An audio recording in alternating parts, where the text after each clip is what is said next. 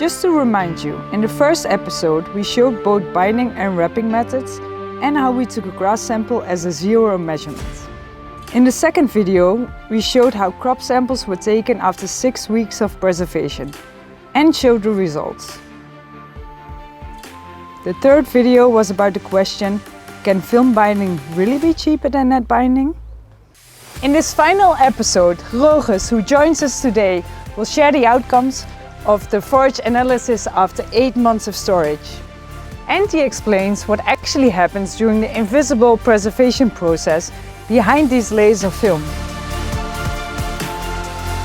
So Roges, could you tell us a bit more about the results of the analysis of these two types of bales after 8 months of storage? Well, the main and most significant difference we see is with the so-called butyric acid level. After 6 weeks of preservation, this level was exactly the same. So in this net-bound bale and this film-bound bale, there was 1.5 grams per kilogram dry matter product. But after 8 months of storage, the level of that bale, that net-bound bale, went up to 9.2, whereas with this bale, this film-bound bale, it went up till 4.9. That's much lower, isn't it? Absolutely. This is much lower with the film-bound bales than with the net-bound bales. And what does that tell us? Well, butyric acid is formed by so-called unfavorable bacteria, which are mainly active when the preservation process in the bale isn't going very well. So the preservation process in these film-bound bales went much better than in this net-bound bale. Can you tell us a bit more about the butyric acid and the influence of well-performed baling and wrapping? Yes, I can, but first I have to explain a bit more about the preservation process in the bale. This is carried out by bacteria which are naturally present in the bale.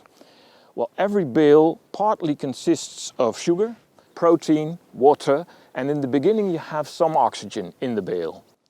After you've baled and wrapped the bale, the aerobic bacteria get to work.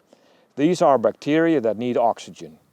These aerobic bacteria convert the sugars with oxygen into CO2, carbon dioxide and water. This means loss of energy, read sugars and dry matter. This process continues until the oxygen is consumed. Then the anaerobic bacteria take over that don't need oxygen.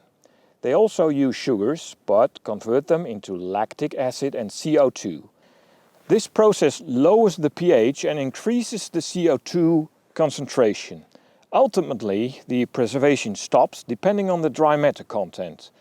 It stops either on the basis of the pH level, in case of a dry matter lower than 50%, so relatively wet bales, or it stops based on the concentration of CO2 in the case of a dry matter higher than 50%, so relatively dry bales.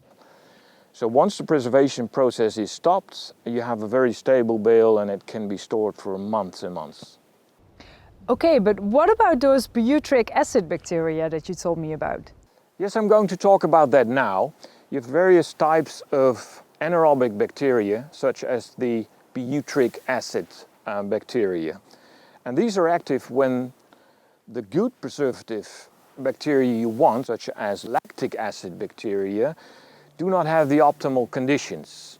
So the higher the butyric acid level in the bale, the worse the preservation process went.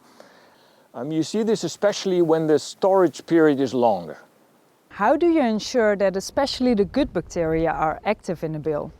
It has everything to do with ensiling the bale with as little oxygen as possible.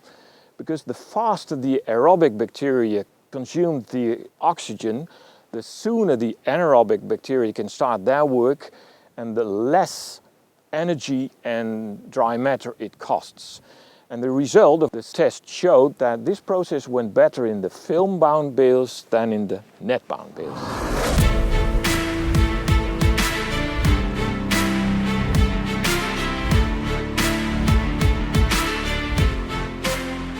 In general, the advantages of the film-bound bales over the net-bound bales are as follows.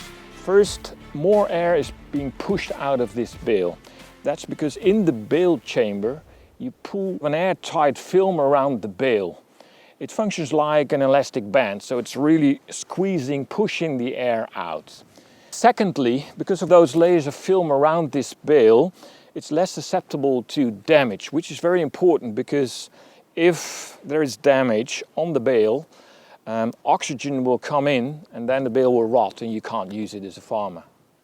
The third advantage is that a film-bound bale keeps its shape better. Every bale breathes. Film never closes 100% airtight. But the trick is that to apply the film in such a way that the air inlet is minimal. So these film layers must fit together very well and must move as little as possible. Because when that happens, air can get in and you don't want that. Because a film-bound bale is bound and wrapped very quickly, it deforms less easily than a net-bound bale. Thank you so much, Roges. So the conclusion is clear. This film-bound bale is a better bale for less money. Better because the latest analysis shows that the preservation of this bale went better than the one bound with net. And cheaper because, as we have seen in the third episode, thanks to the IntelliWrap and 3D wrapping methods from KUHN, you use less film. This is what it's all about in the end. Cows who are enjoying their fresh and optimally preserved forage. And that is the basis for sustainable and efficient milk production.